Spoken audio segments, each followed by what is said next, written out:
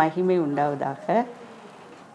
இந்த நிகழ்ச்சியின் மூலமாக ஜேடிகே டிவி நேயர்களை சந்திப்பதில் நான் மிகுந்த மகிழ்ச்சி அடைகிறேன்.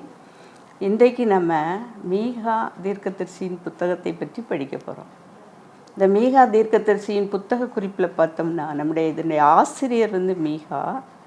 இந்த புத்தகத்தின் மைய கருத்து என்ன அப்படின்னா, நியாய தீர்ப்பும் மேசியா மூலம் வரும் ரட்சிப்பும். இது சுமார் கிமு 632 602 வரை எழுதப்பட்டிருக்கலாம். இதில் 7 அதிகாரங்கள் இருக்குது. இதில் உள்ள மொத்த வசனங்கள் 105. இப்போ மீகா யார் அப்படின்னு நம்ம பார்த்தோம்னா, அவர் ஒடுக்கப்பட்ட மக்களுக்காக தேவனுடைய வார்த்தையின்படி பெரிய அதிகாரத்தில் உள்ள மக்களுக்கு எதிராக குரல் கொடுத்த தீர்க்கதரிசிகளில் மீகா தீர்க்கதரிசியும் ஒருவர். இவர் எங்கே பிறந்தார் அப்படின்னு பார்த்தோம்னா, இவர் எருசலேமுக்கு தென்மேற்கே சுமார் 25 கிலோமீட்டர் தொலைவில் உள்ள மொரேசா என்ற சிறிய கிராமத்தில் பிறந்தார். இவர் வாழ்ந்த காலத்தில் தான் ஆமோஸ் தீர்க்கதரிசி இருந்திருக்கிறாரு. மீகாவும் ஆமோஸும் கிராமத்தில் பிறந்து நகரத்துக்காக தீர்க்க தரிசனம் சொன்னவர்கள். இப்போ நம்ம புக்கில் பைபிளில் பார்க்கும்போது இஸ்ரவேல் தேசத்தின் தலைநகர் சமாரியா, யூதா தேசத்தின் தலைநகர் எருசலேம். இப்போ இந்த 2 நகரத்தில் உள்ள அதிகாரம் படைத்தவர்கள் ஏழை மக்களை, விவசாயிகளை அவங்களாம் அதிகமாக ஒடுக்குனாங்க. அப்போ இதை பார்த்த இந்த மீகா தீர்க்கதரிசி இந்த ஒடுக்கப்பட்டவருக்காக மிகவும் தைரியமாக குரல் கொடுத்த தீர்க்கதரிசி. இவருடைய காலத்தில் தான் ஏசாயா தீர்க்கதரிசியும் வாழ்ந்திருக்கிறாரு. ஆனால் ஏசாயா தீர்க்கதரிசி நமக்கு தெரிஞ்சபடி அவர் அரண்மனையில் வாழ்ந்திருக்கிறாரு. அரண்மனையில் ராஜாக்களோடு இருந்து ராஜாக்களுக்கும் பல தேசங்களுக்கும் எச்சரிக்கை செய்திகளை கொடுத்து அனுப்பியவர் என நம்ம பார்க்குறோம். இப்போ இந்த மீகா யாருக்கு விரோதமாக தீர்க்க தரிசனம் சொல்லியிருக்கிறார் அப்படின்னா, சமாரியாவிலும் எருசலேமிலும் உள்ள மக்களுக்கு விரோதமாக செயல்படுகிற அதிகாரிகள், ஏழை மக்கள், அவங்க ரொம்ப ஒடுக்குறாங்க. அந்த ஏழை மக்களை ஒடுக்கும்போது அதை பார்த்து மனமருந்திய இந்த மீகா தீர்க்கதரிசி அவர்களுக்கு எதிராக தீர்க்க தரிசனம் உரைக்கிறார். இப்போ இவர் வாழ்ந்த காலத்தில் 3 ராஜாக்கள் இருந்திருக்காங்க. ஒன்று யோதாம், 2வது ஆகாப், 3வது எசேக்கியா ராஜா. எசேக்கியா ராஜா காலத்தில் தான் நிறைய சமுதாய மறுமலர்ச்சி உண்டாயிருக்கு. ஏன்னா எசேக்கியா ராஜா ரொம்ப பக்தி உள்ளவராக இருந்தார். அவர் ஆண்டவருடைய வார்த்தைகளை தீர்க்கதரிசிகள் மூலமாக கேட்டு நல்ல ஒரு சிறப்பான ஆட்சி அமைத்தவர். இப்போ மீகா தேவனால் உணர்த்தப்பட்டு பாபிலோன் சிறைப்பிடிக்கப்படும் என எச்சரிக்கை செய்தி குறைக்கிறார். இந்த புத்தகம் எழுதப்பட்ட நோக்கம் அப்படின்னா, மீகா தனது தேசத்தின் மேல் நிச்சயமாக வரப்போகிற தண்டனையை குறித்து பேசுகிறார். தேவ ஜனங்களின் பாவங்களை குறித்து தேவனுடைய கோபம் வரப்போகிறது அப்படின்னு சொல்லுகிறார். சுமார் 722 ஆண்டில் பாபிலோனியர்கள் யூதேயர் மக்களை சிறைப்பிடித்து கொண்டு போவார்கள் என தெளிவாக தீர்க்க தரிசனம் உரைத்தவர் இந்த மீகா தீர்க்கதரிசி. அதே மாதிரி இஸ்ரவேல் யூதா ஜனங்கள்லாம் சிறைப்பிடித்து கொண்டு போகப்படுவார்கள். தேவனுடைய ஆலயம் இடிக்கப்படும், அழிக்கப்படும் என தெளிவாக மீகா தீர்க்கதரிசி தீர்க்க தரிசனம் உரைத்தார். இப்போ நம்ம இந்த 1வது அதிகாரத்தில் எடுத்துக்கிறோம். மீகா புத்தகத்தில் 1வது அதிகாரம். இந்த அதிகாரத்தில் என்ன சொல்லப்பட்டிருக்கு அப்படின்னா, இந்த யூதா மக்களுக்கும் இஸ்ரவேல் மக்களுக்கும் நேரப்போகிற சாபத்தை அல்லது அழிவை பற்றி தெளிவாக குறிப்பிடுகிறார். ஏன்னா இவங்ககிட்ட அதிகமான பாவங்கள் காணப்பட்டது. என்னென்ன பாவங்கள் அப்படிங்கிறத அவர் பட்டியலிடுகிறார். முதல்ல விக்கிரக ஆராதனை. விக்கிரக ஆராதனை என்பது ஆண்டவருக்கு பிடிக்காத ஒரு காரியம். நான் கர்த்தர், என் மகிமையை நான் வேறொருவருக்கும் கொடேன் என்று சொல்லியிருக்கிறார். என்னையன்றி உனக்கு வேறே தேவர்கள் உண்டாயிருக்க வேண்டாம் அப்படின்னு சொல்லியிருக்கிறார். சுரூபங்களையோ விக்கிரகங்களையோ நீ உனக்கு உண்டாக்க வேண்டாம் அப்படின்னு சொல்லியிருக்கிறார். ஆனால் இந்த எருசலேம் ஜனங்கள், இஸ்ரவேல் மக்கள் ஆண்டவரை விட்டு சோரம் போய் விக்கிரகங்களை வணங்க ஆரம்பிச்சிட்டாங்க. அதனால் தேவ கோபம் வந்தது. அடுத்தது ஆசாரியர்கள் அப்படின்னு பார்த்தீங்கன்னா, அவங்க தேவனோடு உறவாடக்கூடியவர்கள். ஆனால் அவங்க பணத்தை வாங்கிட்டு உபதேசம் கூறுகிறார்கள். அடுத்து தீர்க்கதரிசிகள். தீர்க்கதரிசிகள் ஆண்டவர் சொன்னது சொல்லணும், ஆண்டவர் சொல்லாததெல்லாம் சொல்லக்கூடாது. ஆனால் இங்கே கள்ள தீர்க்கதரிசிகள் மிகுதியாக பெருகியிருந்தார்கள். பணம் வாங்கி கொண்டு அவர்கள் பொய் தீர்க்க தரிசனம் உரைத்தவர்கள் இருந்தார்கள். நீதிபதிகள் எப்படி இருக்கணும்? நேர்மையான தீர்ப்பு கூறணும். ஆனால் இங்கே இருந்த நீதிபதிகள் பணம் வாங்கி கொண்டு பொய்யாக அநீதியான தீர்ப்பெல்லாம் அவங்க கொடுத்தாங்க.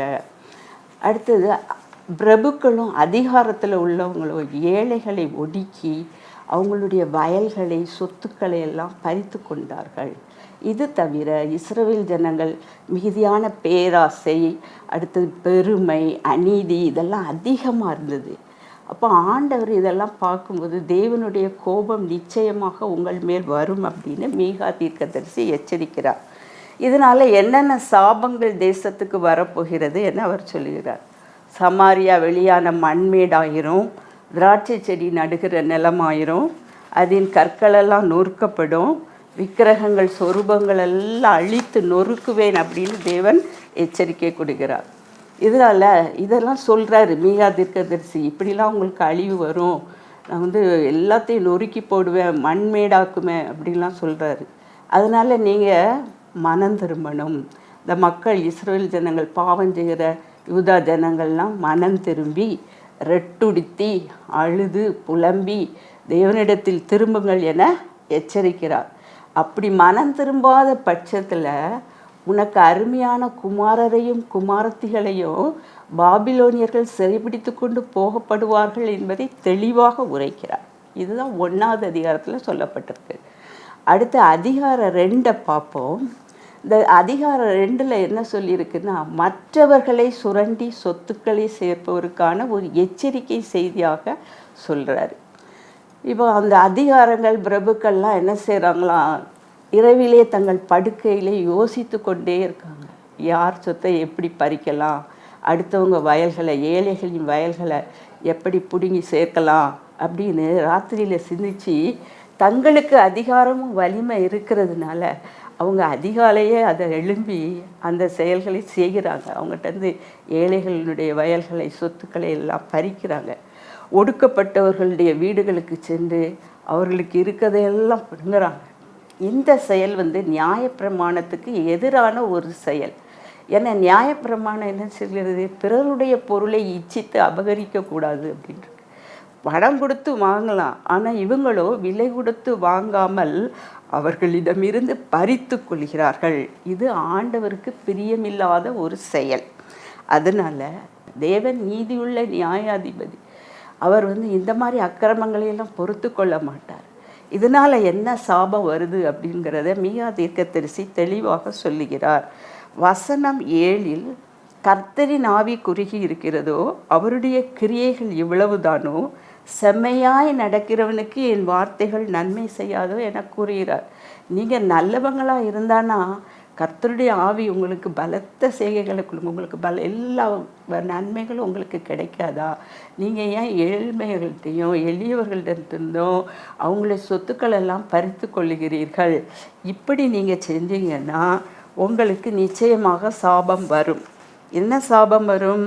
தேவன் உங்களுடைய சுதந்திரத்தை பறித்து மற்றவர்களுக்கு கொடுப்பார்.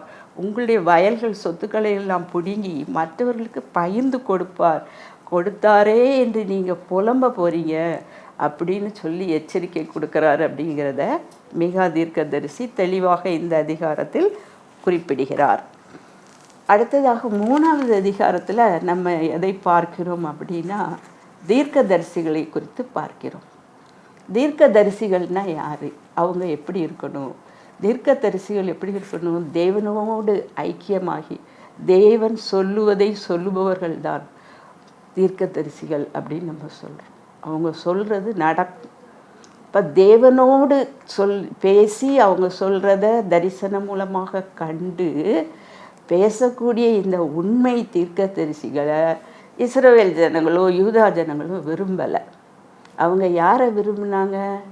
தங்கள் மனம் போன போக்கின்படி தங்கள் இஷ்டத்தின்படி அவங்களுக்கு ஆதரவாக ஆசீர்வாதங்களை கூறக்கூடிய கள்ள தீர்க்கதரிசிகளின் பின்பே அவர்கள் சென்றார்கள். தாங்கள் பாவம் செய்து கொண்டே ஆசீர்வாதமும் பெறணும் அப்படின்னுட்டு இப்படிப்பட்ட கள்ள தீர்க்கதரிசிகளை கொண்டு அவர்கள் பின் செல்கிறார்கள். ஆனால் மீகா ஒரு உண்மையான தீர்க்கதரிசியாக இருந்திருக்கிறார். வசனம் 8 மீகா என்ன சொல்லுகிறார்? நானும் யாக்கோபுக்கு அவன் மீறுதலையும் இஸ்ரவேலுக்கு அவன் பாவத்தையும் அறிவிக்கும்படி கர்த்தருடைய ஆவி அருளிய பலத்தினாலும் நியாயத்தினாலும் பராக்கிரமத்தினாலும் நிரப்பப்பட்டிருக்கிறேன் என்கிறார். அவர் கர்த்தருடைய ஆவி அருளிய பலத்தினாலும் பராக்கிரமத்தினாலும் நியாயத்தினாலும் தீர்க்க தரிசனம் சொல்கிறாரு. ஆனால் கள்ள தீர்க்கதரிசிகள் அவங்களுக்கு விருப்பமானதை சொல்லுகிறார். அப்போ அவங்கள எச்சரிக்கை கொடுக்காரு. ஆண்டவர் எச்சரிக்கை செய்கிறார். கள்ள தீர்க்கதரிசிகளுக்கு தேவனால் வரும் தண்டனையை மீகா கூறுகிறார். என்ன சொல்கிறாரு? தரிசனம் காணக்கூடாத ராத்திரியும் குறி சொல்லக்கூடாத அந்தகாரமும் உங்களுக்கு வரும். சமாரியா எருசலேம் தலைவர்களின் பாவங்களை அவர் நிச்சயமாக அப்படிப்பட்ட மக்களுக்கு தண்டனை வரும் என்பதை சொல்கிறார். வசனம் 11 இந்த மக்களுடைய பாவங்களை அவர் குறிப்பிடுகிறார். வசனம் 11 பார்த்தோம்னா, அதன் தலைவர்கள் பரிதானத்துக்கு நியாயம் தீர்க்கிறார்கள், அதன் ஆசாரியர்கள் கூலிக்கு உபதேசிக்கிறார்கள், அதன் தீர்க்கதரிசிகள் பணத்திற்கு குறி சொல்லுகிறார்கள். ஆகிலும் அவர்கள் கர்த்தரை சார்ந்து கொண்டு, கர்த்தர் எங்கள் நடுவில் இல்லையோ, தீங்கு எங்கள் மேல் வராது என்கிறார்கள். அப்போது அவங்க என்ன சொல்கிறாங்க? நான் எங்கிட்டையும் கர்த்தர் இருக்கார், நாங்களும் ஆண்டவர்கிட்ட கேட்டு தான் சொல்கிறோம், தீமெல்லாம் எங்களுக்கு வராது அப்படின்னு சொல்கிறாங்க. யார்? இந்த கள்ள தீர்க்கதரிசிகள் சொல்கிறாங்க. ஆனால் ஆண்டவர் மீகா தீர்க்கதரிசியின் மூலமாக இப்படிப்பட்ட கள்ள தீர்க்கதரிசிகளுக்கு வரக்கூடிய சாபத்தை குறிப்பிடுகிறார். என்ன சொல்கிறாரு? இதனால் உங்கள் நிமித்தம் சீயோன் வயல்வெளியை போல உளப்பட்டு எருசலேம் மண் மேடுகளாய் போகும், ஆலயத்தின் பர்வதம் காட்டு மேடுகளாய் போகும் அப்படின்னு சொல்கிறாரு. சீயோனில் உள்ள கட்டடங்கள், அங்கே இருக்கக்கூடிய முக்கியமான வயல்கள், சொத்துக்கள் எல்லாம் அழிக்கப்படும். முக்கியமாக தேவனுடைய ஆலயம் இடிக்கப்படும் அப்படிங்கிறத மீகா தீர்க்கதரிசி எச்சரித்து இந்த கள்ள தீர்க்கதரிசிகளுக்கு எதிராக கூறுகிறார். அதிகாரம் 4 எடுத்துக்கிட்டோம்னா, இதில் அவர் தேவன் இஸ்ரவேல் மக்களினுடைய எதிர்காலம் பற்றிய ஒரு திட்டத்தை பற்றி கூறுகிறார். தேவன் தம்முடைய ஜனங்களை மிகுதியாக நேசிக்கிறவர். அதுவும் இஸ்ரவேல் ஜனங்களை அவருக்கு ரொம்ப பிடிக்கும். அப்போது எதிர்காலத்தில் அந்த இஸ்ரவேல் ஜனங்களுக்கு தேவன் என்ன திட்டம் வகுத்திருக்கிறார் என்பதை மீகா மூலமாக எடுத்துக்கொண்டு இந்த அதிகாரம் 4 1 8 வரை பார்த்தோம் அப்படின்னா, அதில் 1000 ஆண்டு அரசாட்சியை பற்றி குறிப்பிடுகிறார். நம்ம கேள்விப்பட்டிருப்போம் 1000 ஆண்டு அரசாட்சி காலம் வரும் அப்படின்னு சொல்லி. அப்போ இந்த வசனம் 1 8 வரை 1000 ஆண்டு அரசாட்சி எப்படி இருக்கும் என்பதை தெளிவாக கூறுகிறார். அப்புறம் வசனம் 9 10 யூதா ஜனங்களும் இஸ்ரவேல் ஜனங்களும் பாபிலோனியரால் சிதறடிக்கப்படுவர் என்பதை குறிப்பிடுகிறார். அப்போது அவங்க முதல்ல சிறைப்பிடிக்கப்படும்னா பாபிலோனியர்கள் அவங்க யூதா ஜனங்கள் எல்லாரையும் அப்படியே சிறைப்பிடித்து கொண்டு போகிறாங்க. அப்புறம் பின்னாட்களிலே அவர்கள் விடுவிக்கப்படுவார்கள் அப்படின்னு 2வது பாயிண்ட்டாக சொல்கிறார். 3வது என்ன சொல்கிறார்னா, உபத்திரவ காலத்தின் இறுதியில் அர்மக்கதான் யுத்தம் நடைபெறும் அப்படிங்கிறத நம்ம ஏற்கனவே வேதத்தில் வாசித்திருக்கோம். அர்மக்கதான் யுத்தம் நடக்கும்.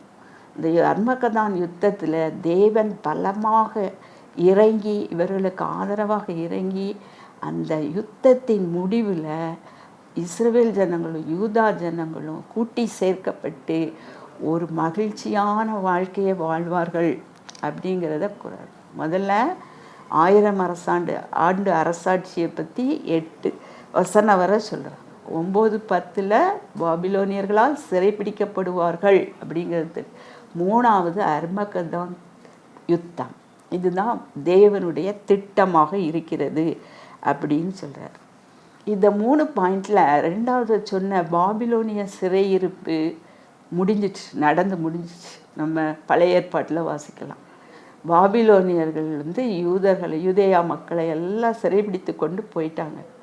அப்புறம் கோரேசின் நாட்களில் அவங்க விடுவிக்கப்பட்டாங்க அப்படிங்கிறத நம்ம பார்த்துருக்கோம்.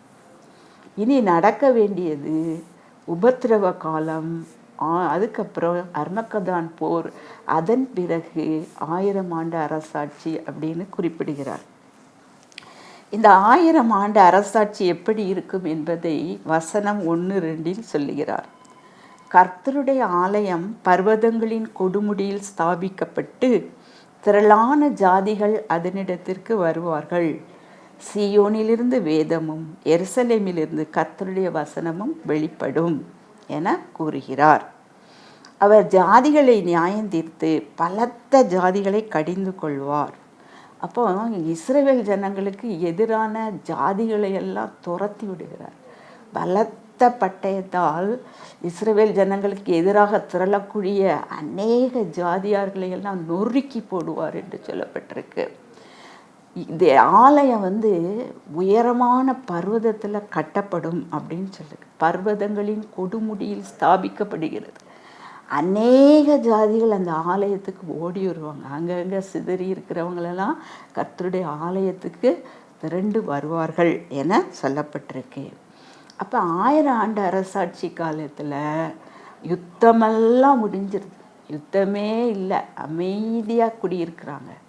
யூதா ஜனங்களும் இஸ்ரேல் ஜனங்களும் அமைதியாக குடியிருக்காங்க. யுத்தம் இருந்தால் தான் அவங்களுக்கு பட்டயம் வேணும். அதனால் அவங்க பட்டயம்லாம் சும்மா கிடக்கன்னு அதை எடுத்து மண்வெட்டியாக விட்டுறாங்க. ஈட்டியெல்லாம் சும்மா கிடக்குதுன்னு அதை எடுத்து அரிவாள்களாக வெட்டுகிறாங்க.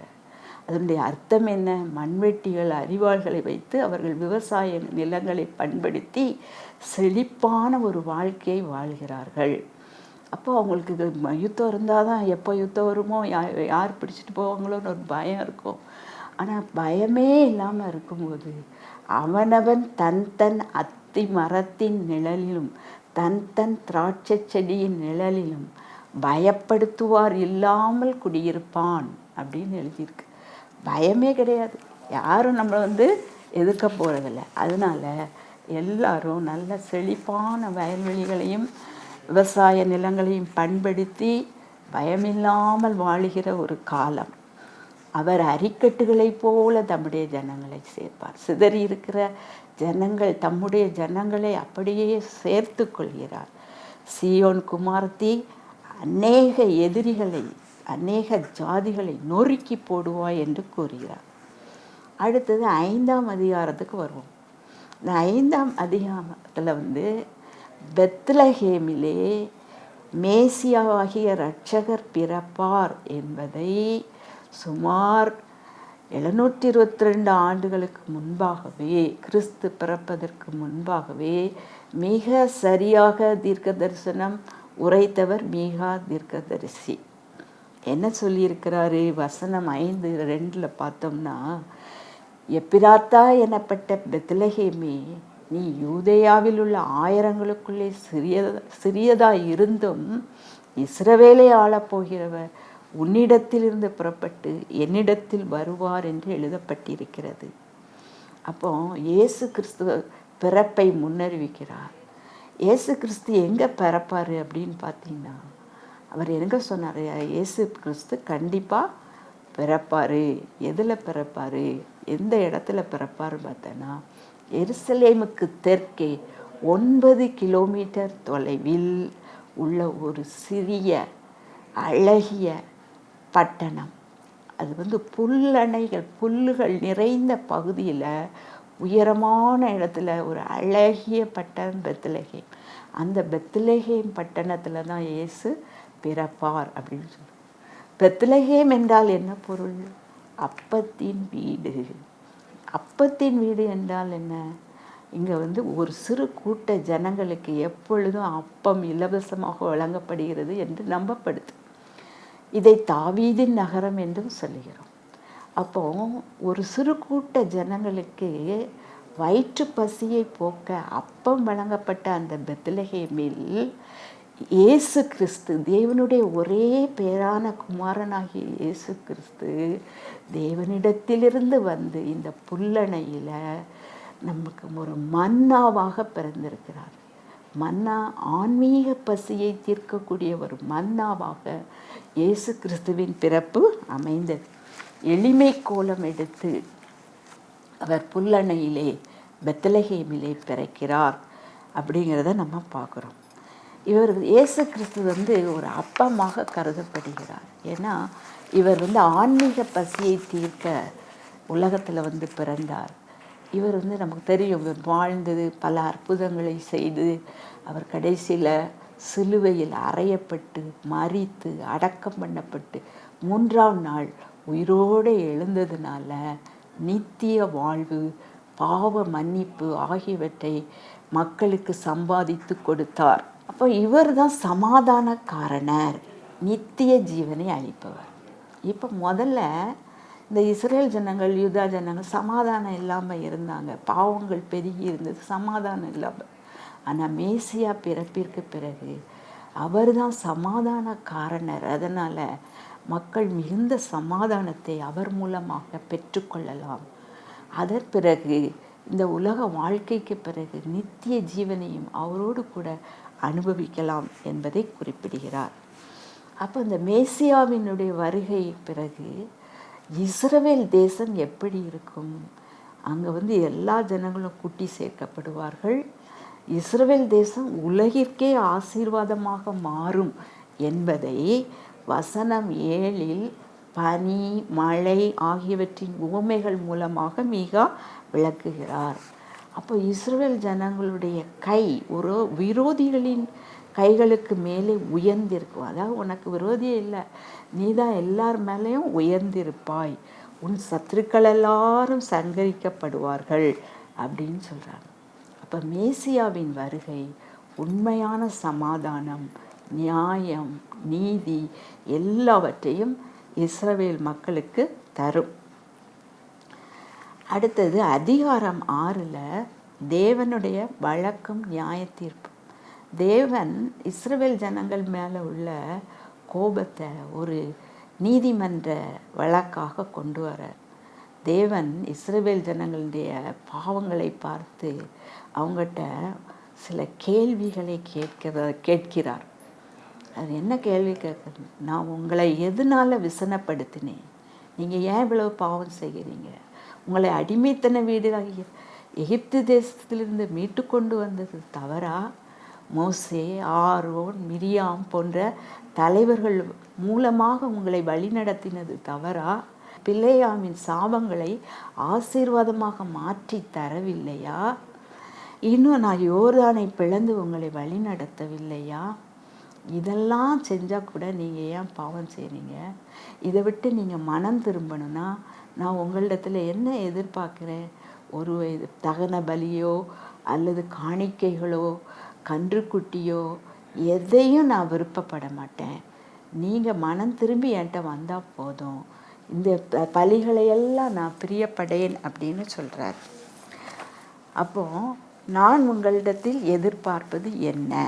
வசனம் 8 மனுஷனே, நன்மை இன்னதென்று அவர் உனக்கு அறிவித்திருக்கிறார். நியாயம் செய்து இரக்கத்தை சிநேகித்து உன் தேவனுக்கு முன்பாக மனத்தாழ்மையாய் நடக்கும். நியாயம் செய்யணும், இரக்கமாக இருக்கணும், தேவனுக்கு முன்பாக மனத்தாழ்மையாய் நடக்கிறதை தவிர வேறு என்னத்தை அவர் உன்னிடத்தில் கேட்கிறார் என்று குறிப்பிடுகிறார். அப்போது அவங்ககிட்ட துன்மார்க்க சம்பாத்தியம், குறைந்த மரக்கால், கள்ளத்தராசு, கள்ளப்படி, பொய், கபடமுள்ள நாவு இதெல்லாம் காணப்படுது உங்கள்கிட்ட. இதை விட்டு நீங்கள் மனம் திரும்புங்க. மனம் திரும்பட்டா நீங்கள் உங்களுக்கு வரும் தண்டனை என்ன? நீங்கள் நல்லா புசிப்பீங்க, ஆனால் திருப்தி அடைய மாட்டீங்க. உங்களுக்கு சோர்வு அதிகமாக இருக்கும். சேர்த்து வச்சதெல்லாம் மற்றவங்களுக்கு பிடிங்கிட்டு போயிடுவாங்க. விதைப்பீங்க, ஆனால் அறுக்க மாட்டீங்க. எண்ணெய் பூசிக்கொள்வதில்லை, ரசம் குடிப்பது இல்லை. இதெல்லாம் உங்களுக்கு ஒரு சாபம்.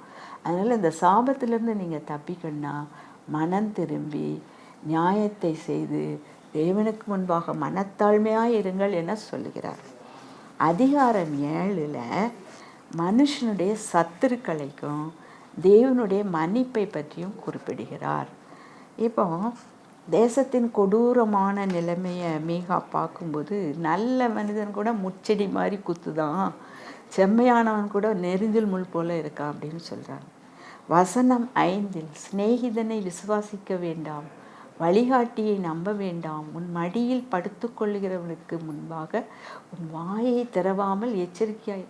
சிநேகிதனை நம்ம நம்புவோம், வழிகாட்டியை நம்புவோம், கணவன் மனைவிக்குள்ள நம்பிக்கை இருக்கணும்னு சொல்கிறோம். ஆனால் இவங்களெல்லாம் கடைசி காலத்தில் நம்பவே முடியாது அப்படிங்கிற ஒரு காலம் வருது. ஏன்னா மனுஷனுடைய சத்துருக்கள் அவன் வீட்டார் தானே என்று எச்சரிக்கிறார். எப்படி மகன் தகப்பனுக்கு விரோதமாகவும், மகள் தாய்க்கு விரோதமாகவும், மருமகள் மாமிக்கு விரோதமாகவும் எழும்புவார்கள் என்று சொல்லி மனிதனுடைய சத்துருக்கள் அவன் வீட்டார் தானே அப்படின்னு சொல்லினார். இத்தகைய பக்தியற்றோர் காலத்தில் மீகா தேவனுக்கு காத்திருந்து அவர் மூலமாக அவர்கிட்ட நான் என்ன கேட்டனோ அவர் என்னுடைய சத்தத்துக்கு கேட்டு பதிலளிப்பார். நான் ஒரு உண்மையான மனிதன் என்பதை அவர் தெளிவாக குறிப்பிடுகிறார். ஆனால் சத்துருக்கள் நமக்கு விரோதமாக செயல்படும்போது அது எச்சரிப்பு கொடுக்கு. சத்துருவே நீ சந்தோஷப்படாத, நான் விழுந்தாலும் எழுந்திருப்பேன் அப்படின்னு சொல்கிறாங்க. உபத்திரவத்தை காலத்தை தாண்டி 1000 ஆண்டு அரசாட்சியில் என்ன நடக்கும் அப்படின்னா, இஸ்ரவேல் ஜனங்களும் யூதேயா ஜனங்களும் பல இடங்களில் சிதறி இருக்கிறவங்களெல்லாம் சேர்க்கப்படுவாங்க. அதிசயங்களை காண்பார்கள். எல்லா நாடுகளிலும் உயர்ந்த சிறந்த நாடாக இஸ்ரவேல் நாடு இருக்கும். கர்த்தர் தமது ஜனத்தை மன்னிப்பார். அவங்க செஞ்ச பாவத்தை எல்லாம் மன்னிச்சிறார். அப்புறம் அவர் ஆபிரகாம் ஈசாக்கு என்பவர்களுக்கு ஆணையிட்ட வாக்கு தத்தத்தை நினைவு கூர்ந்து இந்த பாவம் செய்த மக்களை மன்னிக்கிறார். ஆக அவங்க எல்லா ஆசீர்வாதங்களும் ஆணையிட்ட ஆசீர்வாதங்களை எல்லாம் அனுபவிப்பாங்க அப்படின்னு சொல்கிறாங்க. வசனம் 18 தமது சுதந்திரத்தில் மீதியானவருடைய அக்கிரமத்தை பொறுத்து மீறிதலை மன்னிக்கிற தேவரீருக்கு ஒப்பான தேவன் யார்? அவர் கிருபை செய்ய விரும்புகிறபடியால் அவர் என்றென்றைக்கும் கோபம் வையார் அப்படின்னு சொல்கிறார். அப்போ தேவனே கிருபை உள்ளவரும் மன்னிக்கிறதற்கு தயை பெருத்தவருமாய் இருக்கிறார். தேவரீருக்கு ஒப்பானவர் யார்? நீர் ஒருவரே உமக்கு ஒப்பானவர் என்று சொல்லி மீகா முடிக்கிறார். ஆகவே விசுவாசிகள் வாழும்போது நம்ம தேவனை விட்டு விலகி விழுந்துட்டா கூட நாம் மனம் திரும்பி தேவனை பிடித்து திரும்ப நம்ம பழைய ஆசீர்வாதங்களை பெற்றுக்கொள்ளலாம். அதற்கு தேவன் எப்பொழுதும் நம்ம எப்போ மனம் திரும்புவோம் அப்படின்னு சொல்லி காத்து கொண்டிருக்கிறார். நாம் மனம் திரும்பும் பட்சத்தில் நம்மை மன்னித்து அவர் சேர்த்து கொள்ளுவார். ஆகவே இந்த மீகா தீர்க்கதரிசியின் மூலமாக அவர் கூறுகிற எச்சரிக்கையின் மூலமாக அவர் ஒடுக்கப்பட்டோர்களின் நியாயத்தை எல்லாம் கேட்டதுனால இவர் இடிமுழக்க தீர்க்கதரிசி அப்படின்னு அழைக்கப்படுகிறார். ஆகவே நாமும் நம்முடைய பாவங்களை எல்லாம் ஆண்டவர்கிட்ட அறிக்கையிட்டு மனம் திரும்பி அவருக்கு பிரியமான வழியில் நடக்க தேவன் கிருபை செய்வாராக. எல்லா புகழையும் துதியும் மகிமையையும் தேவனுக்கே செலுத்துகிறேன். ஆமென்.